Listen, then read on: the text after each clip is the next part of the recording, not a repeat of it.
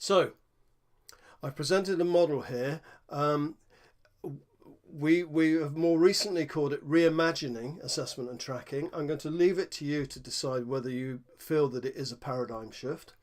I would argue that assessment and tracking has up until now been largely unexamined assumptions.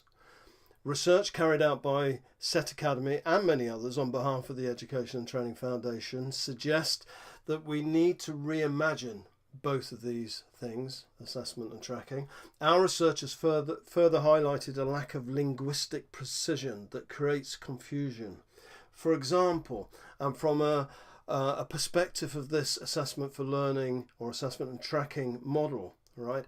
What is the difference between formative and diagnostic assessment? Because it's getting very vague to us. Yeah, it seems to us, to myself and my partners, that this is getting rather blurred, and it's really the same thing.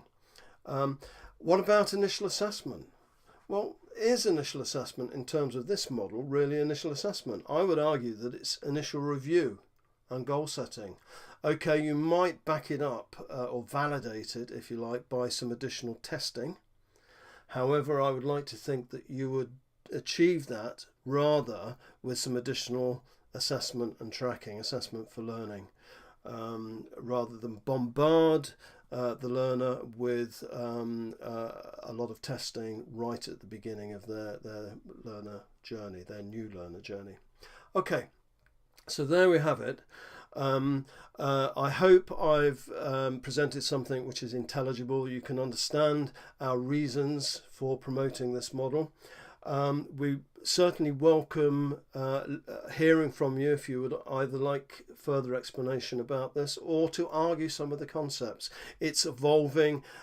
We need debate around these issues. We've simply got to avoid becoming ossified in constructs which are no longer applicable within the sector. So on that note, I'm going to thank you for listening and wish you all the best.